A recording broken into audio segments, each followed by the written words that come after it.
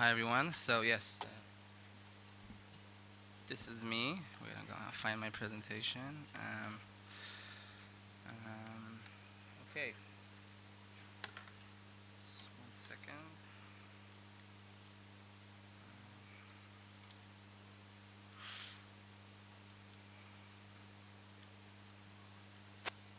second. Okay. So can you hear me? Great. So I'm going to talk about a paper we published 2 years ago. We tried to take the world of BCI outside of the outside world, actually, and we tried and succeeded of implementing a method of using the algorithm result in brain-computer interfaces to controlling some aspect inside a living organism.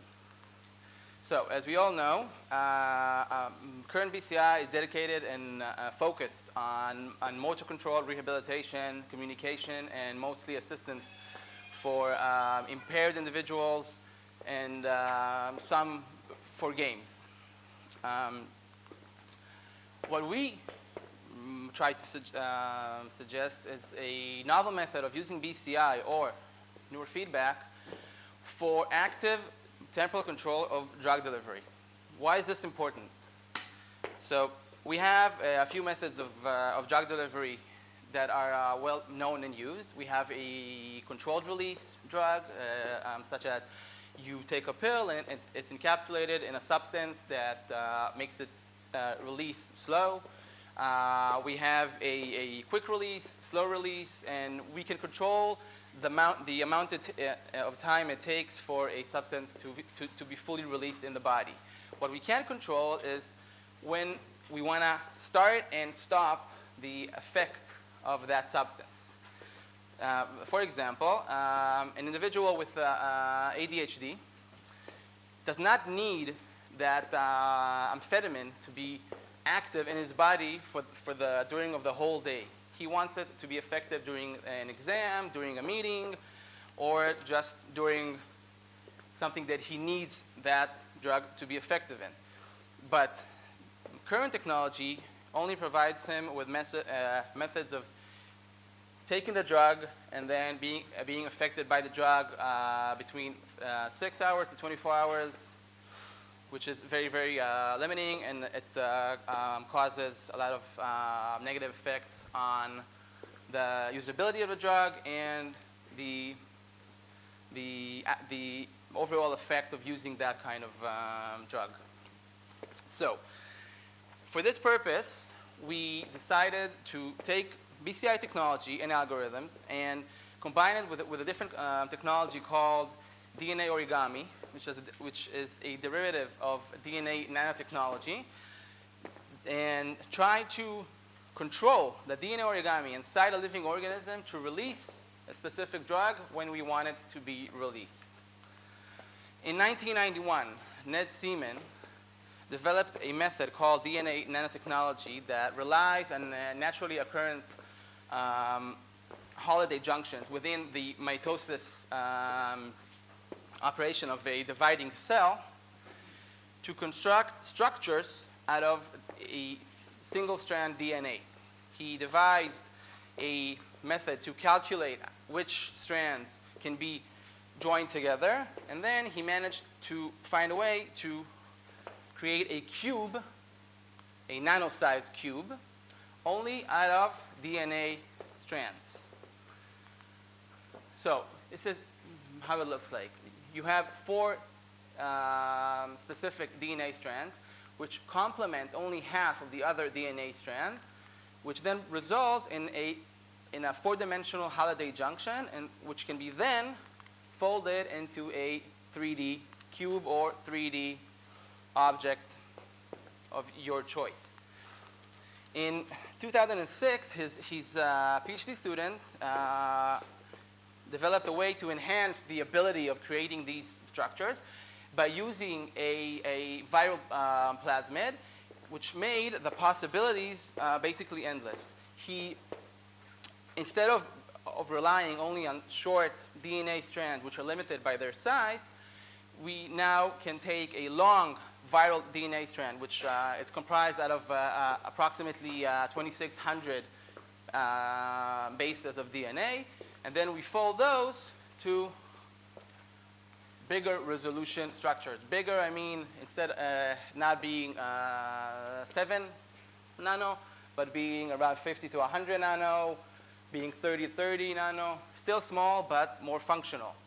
On these structures, we can apply and use specific locations that are functional for activation and interaction in the organism.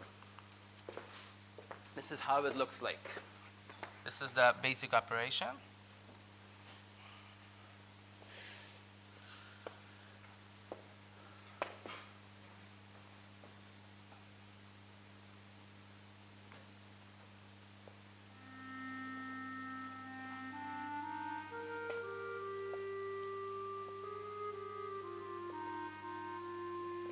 This is a real image of a DNA viral strand.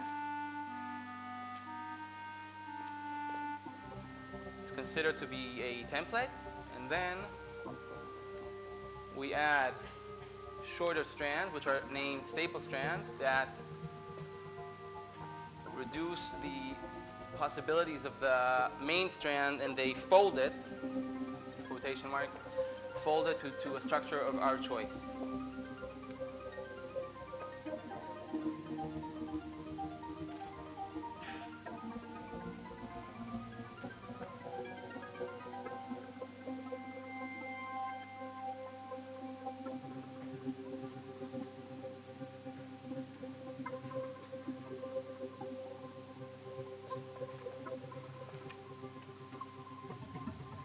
And this is how it looks like at the end. Okay. So, in 2012,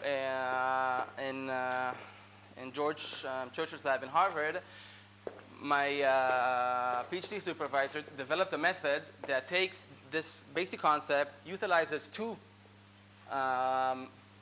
structures, and join them together to be what later was named a DNA nanorobot. This DNA nanorobot has possibilities of carrying specific proteins, which are drugs in the end, and locking them inside a mechanism that can be controlled from the outside. We wanted to use this method to see if we can control the release and the activation of the drug inside the user. We developed a very, very simple algorithm that calculates basically the amount of working load in a participant. We have a no working load and then a high working load, a very binary algorithm that decides if the participant is in a situation where he needs this drug assistance or not. We used an insect that was used previously in testing of this kind of technology.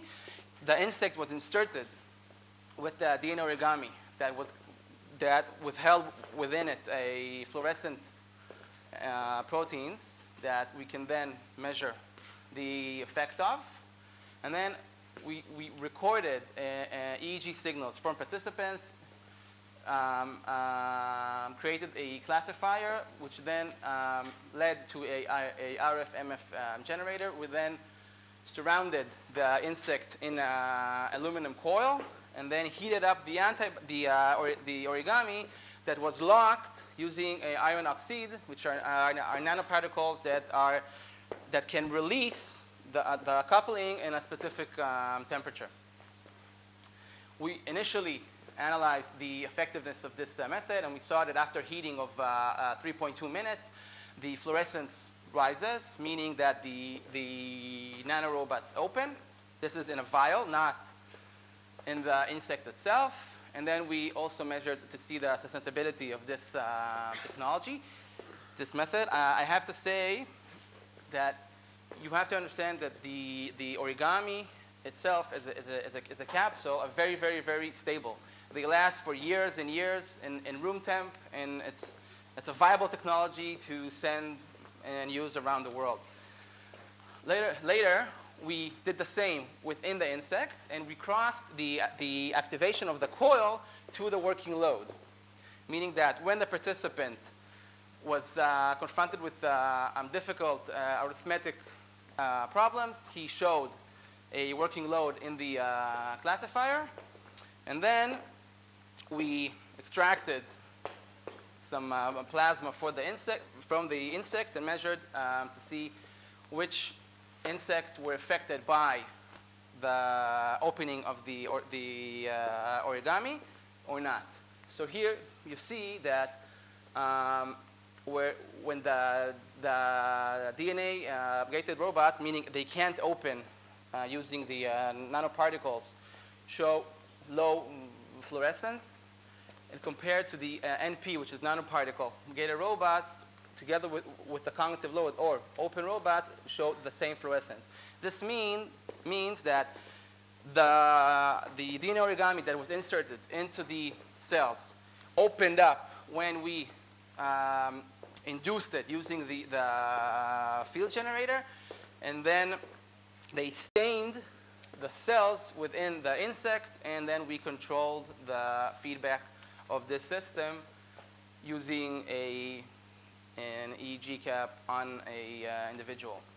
This was a proof of concept of showing maybe a new method of using the algorithm we all develop in the BCI world to maybe have a new and different kind of interaction, not outside the world, but inside our bodies. I'm sure you can think of many methods that this technology can be used. It's not FDA approved yet, but we're hoping to get there eventually. This was work done by a few of computer students, me and a few students from the Bachelet lab at Bar-Ilan University, and advised by Doron, Yaakov, and Ido Bachelet from Bar-Ilan. Thank you.